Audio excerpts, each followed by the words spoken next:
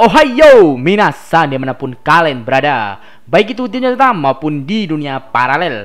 Kembali lagi dengan Mimin Mr. K di channel Oni Project. Tentunya kalian para fans Kimetsu no Yaiba harusnya sudah tahu dong bahwa Ufotable sebagai studio yang menggarap anime Kimetsu no Yaiba telah mengumumkan di akun resmi Instagramnya bahwa anime Kimetsu no Yaiba Season 2 akan tayang tahun ini 2021, tapi bulan tayangnya masih belum diumumkan. Video trailer resminya pun telah tersebar di berbagai sosmed Instagram, YouTube, Twitter, dan lain-lain. Oleh karena itu, untuk menyambut pengumuman Season 2 Kimetsu no Yaiba, di video kali ini Mr. K Oni Project akan membahas tentang 7 fakta menarik yang akan terjadi di anime Kimetsu no Yaiba Season 2. Fakta-fakta yang akan Mimin jelaskan merupakan fakta yang bersumber dari manga resmi Kimetsu no Yaiba. Jadi apabila nanti memang tidak ada pemotongan scene anime, fakta-fakta ini pasti akan terjadi di anime Kimetsu no Yaiba Season 2. Sebelum memulai pembahasannya, silahkan klik like dan subscribe-nya ya. Terima kasih. Oke, langsung saja mari kita ke list yang pertama. Di list yang pertama ada Uzui Tengen keturunan Shinobi. Ya, tentu kalian para fans Kimetsu no Yaiba harusnya pada tahu dong sama pilar yang sangat elok ini. Uzui Tengen merupakan seorang pemburu iblis yang memiliki gelar sebagai pilar suara. Di anime Kimetsu no Yaiba Season 2 nanti, terdapat penjelasan menarik tentang Uzui Tengen. Saat itu, sesuai manga chapter 70, Uzui Tengen mengunjungi kediaman kupu-kupu untuk mengajak member kediaman kupu-kupu untuk membantu misinya. Member tersebut adalah Aoi dan satu anak kecil cewek, Mimin lupa namanya. Nah, saat itu, tiba-tiba datang Tanjiro, Zenitsu, dan Inosuke. Mereka menawarkan diri untuk menggantikan member kediaman kupu-kupu untuk ikut membantu misi Uzui Tengen. Saat itu juga, Uzui Tengen sedikit menjelaskan bahwa dirinya adalah seorang mantan shinobi, orang yang terkenal paling elok. Bukan hanya itu saja, di manga chapter 87, Uzui Tengen juga menunjukkan jati dirinya sebagai seorang shinobi. Dia bertarung melawan Daki dan Gyutaro menggunakan 2 pisau besar dan 2 kunai layaknya shinobi yang ada di anime Naruto. Cara bertarungnya pun benar-benar sama seperti pertarungan shinobi. Bisa hilang, bom asap, trik, dan lain-lain. Di manga chapter 87 juga dijelaskan bahwa Uzui Tengen memiliki 9 saudara shinobi termasuk dirinya. Ketika berusia 15 tahun, 7 saudara Uzui Tengen telah mati. Lalu untuk adik Uzui Tengen yang masih hidup, dia memilih jalan yang berbeda dengan Uzui Tengen. Uzui Tengen menjadi pemburu iblis, sedangkan adiknya, Mimin yang gak tahu. Orang gak dijelasin sama buaya Gotoge. Haha. Lalu kemudian di list yang kedua. Di list yang kedua ada Daki Iblis Lacur. Di anime Kimetsu no Yaiba Season 2 nanti, cerita diambil dari manga Kimetsu no Yaiba pada bagian art distrik hiburan di manga chapter 70 sampai dengan chapter 97. Sesuai dengan namanya, cerita tersebut berlatar belakang di tempat hiburan para lelaki sangean. Nggak usah Mimin jelasin secara rinci ya tempat itu buat apa. Tentunya buat enak-enak antara cowok dan cewek. Tempat tersebut bernama distrik prostitusi Yoshiwara. Di tempat tersebut, Daki dengan model paras yang sangat cantik dan tubuh yang sangat seksi Bahenol akan menyamar menjadi seorang lacur. Bahkan nih, bukan hanya lacur biasa loh. Di tempat tersebut karena Daki memiliki pelanggan dan pengikut yang paling banyak di antara lainnya, maka Daki dinobatkan sebagai Oiran Koinatsu. Apa Oiran Koinatsu, Min? Oiran Koinatsu merupakan seorang lacur primadona yang memiliki peringkat pertama sebagai seorang lacur. Lalu apa tujuan Daki menjadi seorang lacur? Tujuan Daki menjadi seorang lacur adalah supaya selalu mendapatkan pasokan daging manusia lewat pelanggan-pelanggan lelaki sangean yang menggunakan pelayanannya. Karena pelanggan yang selalu menggunakan pelayanan Daki nantinya akan selalu hilang dimakan oleh Daki dan kakaknya Daki yang bernama Gyutaro. Selain itu, Daki juga mencoba bersembunyi dari para pemburu iblis. Namun seperti kata pepatah, sepintar-pintarnya bangkai ditutupi, baunya pasti akan tercium juga. Jadi kejahatan yang dilakukan oleh Daki dan Gyutaro akhirnya dicurigai oleh organisasi pemburu iblis. Dan Uzui Tengen lah yang mencurigai hal tersebut dan diperintahkan untuk menyelidiki iblis yang ada di tempat hiburan tersebut. Loh, Tanjiro, Inosuke, Zenitsu bukannya ikut, Min? Ya memang ikut, tapi mereka hanya membantu Uzui Tengen. Mereka tidak melakukan misi utama mereka. Lalu di list yang ketiga, ini merupakan list yang sangat mengejutkan. Di list yang ketiga, Uzui Tengen punya 3 istri. Jujur ini fakta yang sungguh sangat mengejutkan Mimin.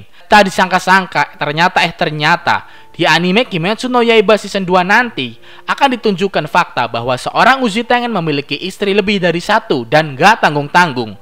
Uji Tengen memiliki 3 istri yang cantik dan seksi bahenol. Mereka bernama Suma, Makio, dan Hinamatsuru.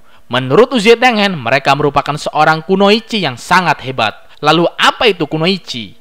Menurut Mbah Google, kunoichi merupakan sebutan untuk ninja atau shinobi perempuan yang ada di Jepang. Dalam season 2 anime Kimetsu no Yaiba nanti, 3 istri Uji Tengen sedang melakukan misi penting untuk menyelidiki iblis yang ada di distrik prostitusi Yoshiwara. Mereka juga menyamar sebagai lacur di distrik prostitusi Yoshiwara. Namun dalam penyelidikan tersebut, mereka malah ketahuan dan ditangkap oleh Daki dan Gyutaro. Sehingga Uji Tengen, Tanjiro, Inosuke, Zenitsu, dan Nezuko pergi ke tempat tersebut untuk menyelamatkan mereka sekaligus membasmi iblis Daki dan Gyutaro.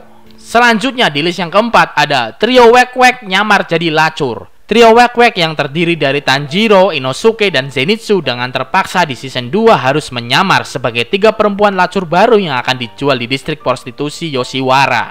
Berbeda dengan mereka, Uji Tengen malah menjadi seorang mucikari yang menjual para lacur baru seperti mereka. Hal tersebut merupakan strategi yang disusun oleh Uji Tengen supaya mereka dapat dengan mudah masuk dan tinggal di salah 3 kamar lacur yang ada di distrik prostitusi Yoshiwara. Dengan begitu, mereka dapat mendekati dan menyelidiki Oiran Koinatsu. Oiran Koinatsu merupakan orang yang telah lama dicurigai oleh Uji Tengen sebagai iblis. Saat menyamar menjadi lacur, nama trio Wek-Wek pun berubah. Tanjiro menjadi Sumiko, Inosuke menjadi Inoko, sedangkan Zenitsu menjadi Zenko. Tentunya apabila kita melihat penyamaran mereka, bukannya terlihat cantik, mereka malah terlihat menyeramkan. Bahkan para pembeli mereka pun juga mengatakan bahwa lacur-lacur yang dibawa oleh Uji Tengen sangatlah jelek. Tapi kenapa bisa laku, Min? Yaitu karena dalam merayu ibu-ibu pembeli, Uji Tengen sangat pintar, ahli, dan elok. Sehingga para ibu-ibu pembeli terpesona dan akhirnya membeli mereka. Di sini juga terdapat fakta menarik. Di balik penyamarannya yang jelek, mereka juga memiliki keunggulan masing-masing. Inosuke, tentu kalian tahu bahwa Inosuke dari awal tanpa dirias pun memiliki wajah yang cantik. Sehingga pada saat teman-teman lacur menghapus riasan wajah Inosuke, maka terlihat wajah Inosuke yang asli. Mereka begitu sangat suka dengan kecantikan wajah Inosuke. Lalu untuk Zenitsu, dia memiliki bakat untuk memainkan alat musik shamisen. Sehingga walaupun mungkin tidak laku untuk melayani para lelaki sangean, Zenitsu pun berguna untuk menghibur lewat alunan musik shamisen. Apa itu shamisen, Min?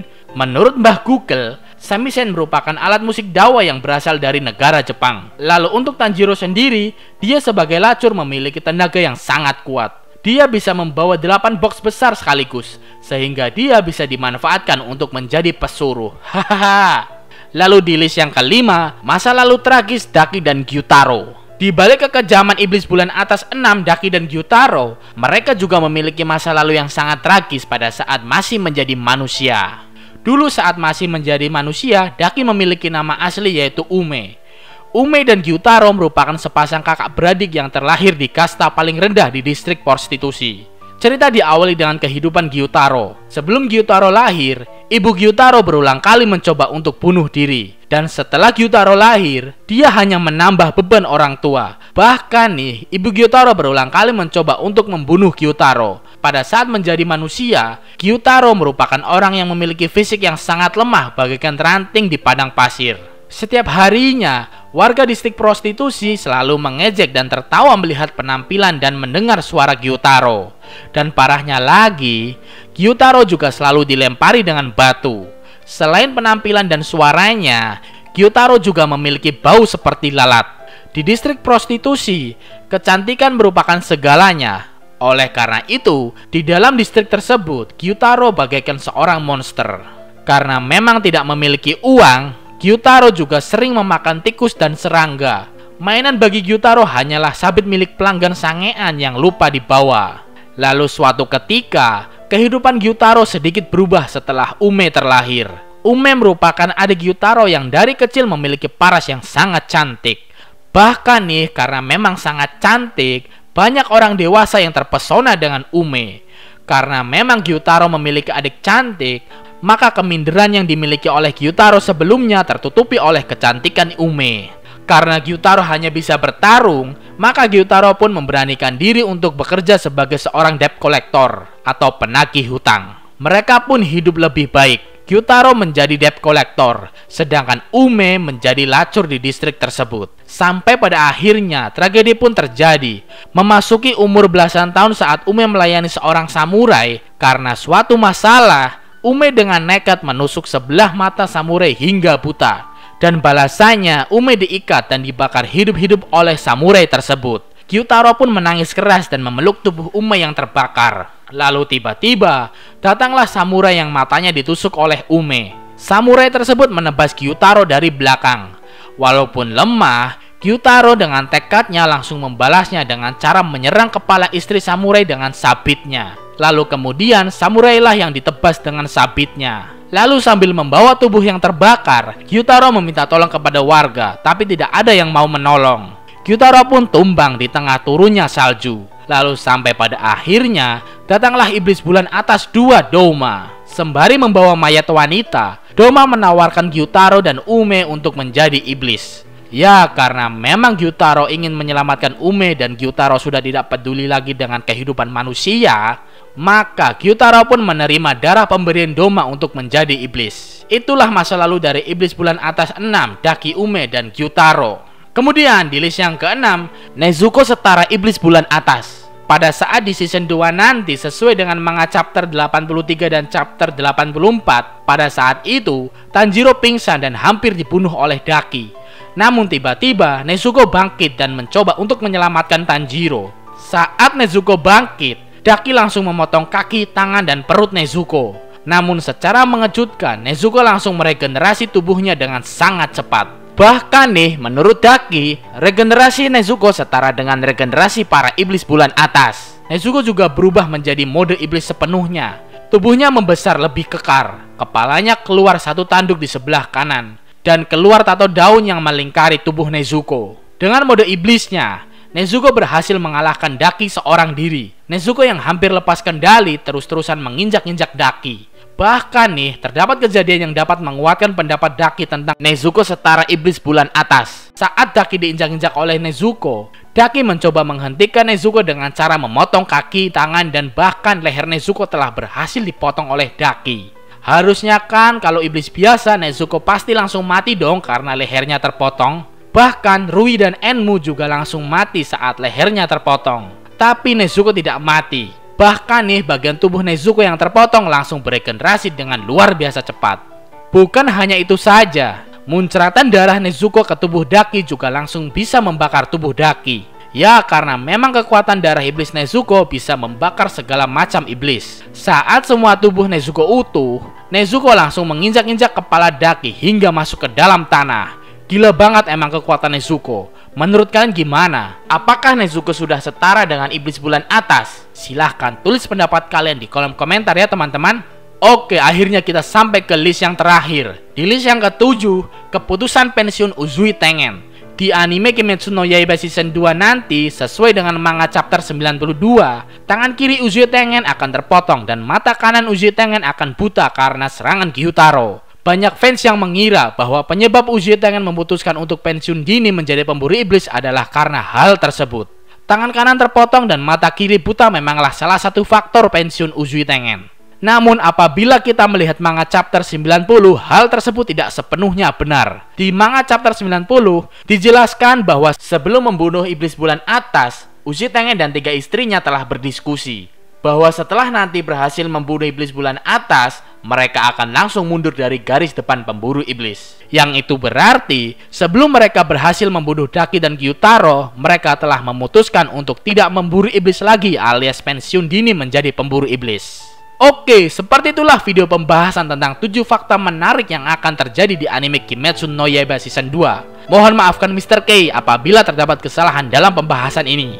Arigatou gozaimasu and see you di next video.